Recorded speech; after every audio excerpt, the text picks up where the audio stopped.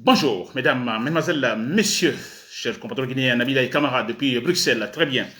Alors là, comme vous le savez déjà, donc cette habitude effectivement d'intervenir à travers les réseaux sociaux pour effectivement dénoncer certains faits politiques en Guinée, n'est-ce pas, hypocrisie, chers compatriotes guinéens. Et comme maintenant j'ai voilà, avec ce thème d'ailleurs que j'ai maintenant, je parle, disons, des actes d'hypocrisie de la part de la junte militaire autour du décès de Madame André Touré, l'épouse de l'ancien. Très bien. Alors, j'espère que vous êtes là, cher compatriote guinéen, Nabilaï Kamara.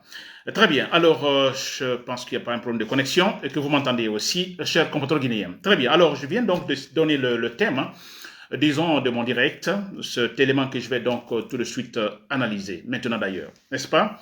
Alors, d'abord, je viens d'apprendre, disons, cette nouvelle. Alors, elle est importante de la part de cardinal Robert Sarah, que nous connaissons, voilà, qui, vous le savez, c'est ce Guinéen très populaire qui travaille au Vatican, c'est en Italie, donc contre l'administration catholique, n'est-ce pas?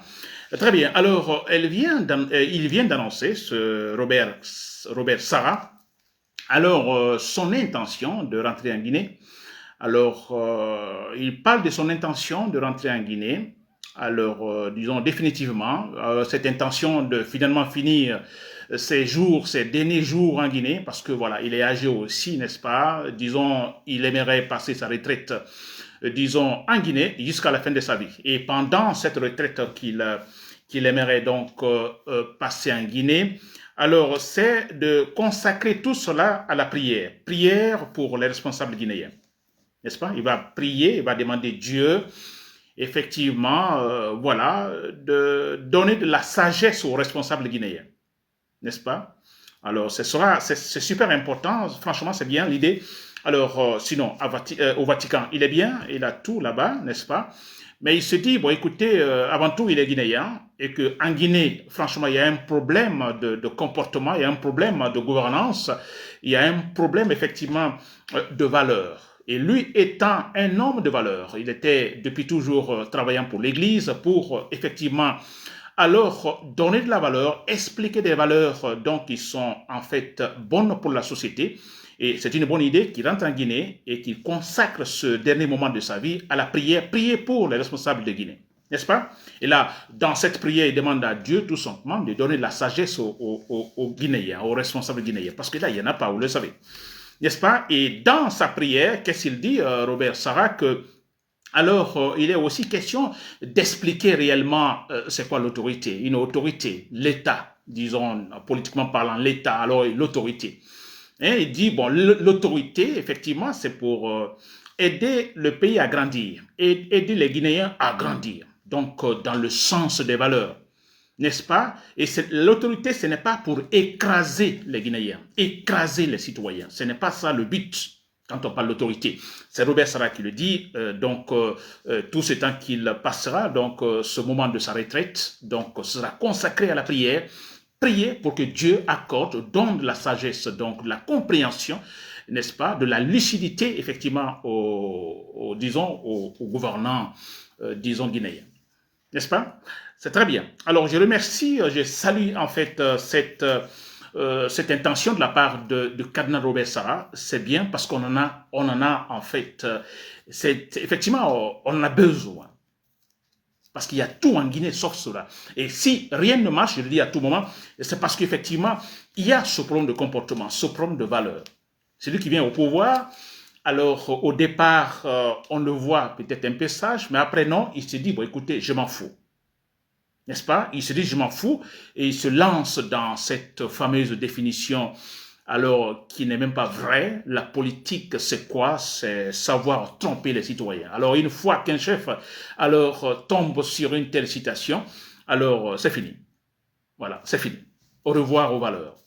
Voilà, ça c'était sur Robert Sarah. Maintenant, j'ai donc ce thème proprement dit, donc il est question de ces actes d'hypocrisie de la part de la junte militaire autour de la mort du décès de Madame André Touré, n'est-ce pas, l'épouse du premier président guinéen, Sékou Touré. Alors, je dis bien des actes d'hypocrisie. Oui, il y en a eu beaucoup. André, écoutez, Madame André, ce n'est pas pour négliger l'affaire.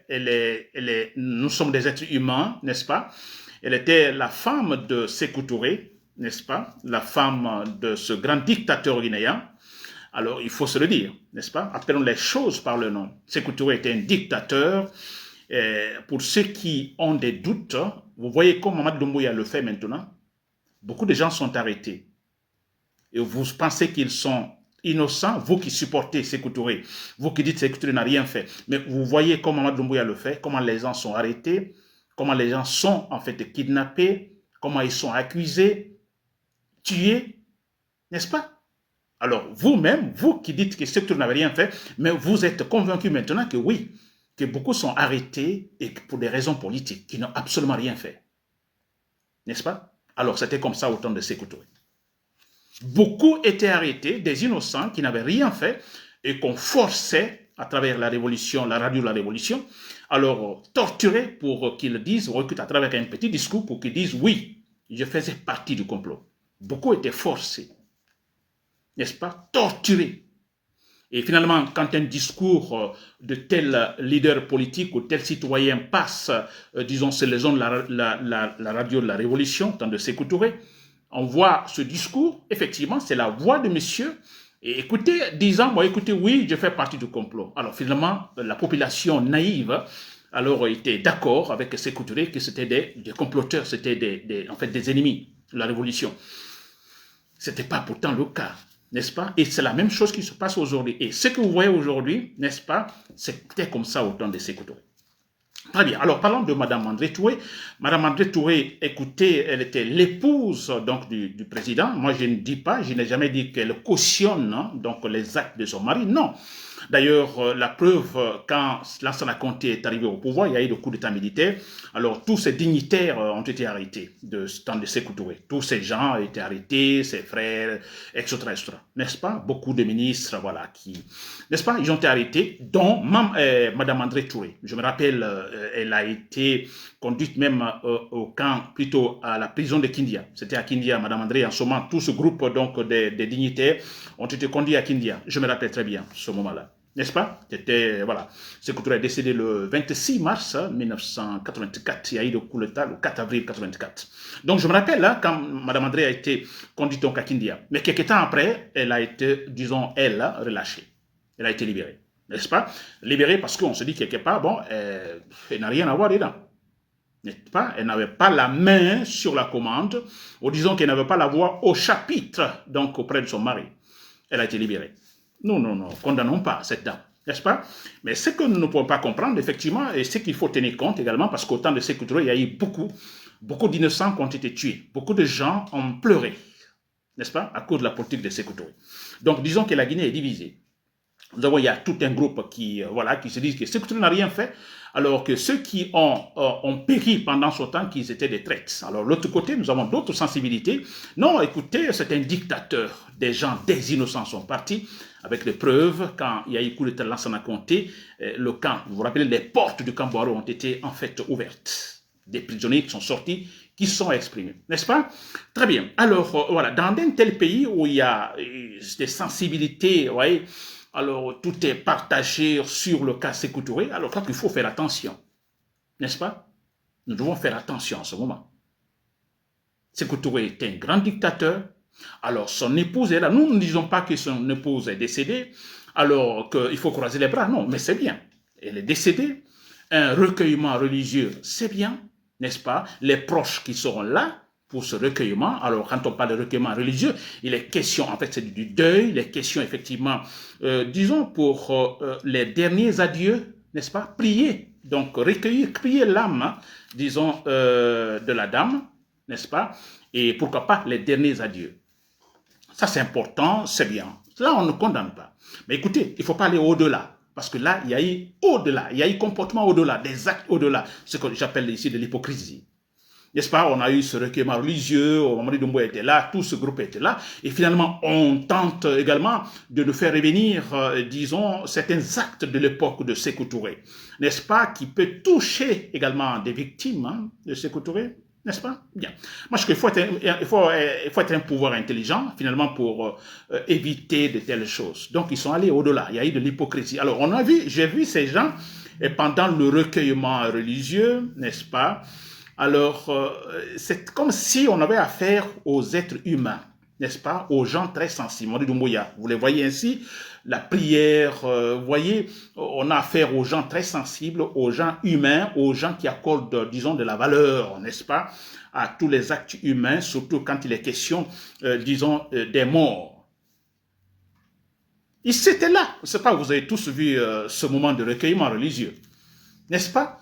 Mais on se demande, mais écoutez, la vie de Madame André Touré, bien sûr, elle est considérable, c'est vrai, mais la vie, c'est la vie. La vie de Madame André Touré n'est pas supérieure à celle de ce jeune élève tué tout récemment par des militaires, où il n'y a eu aucune enquête, absolument rien.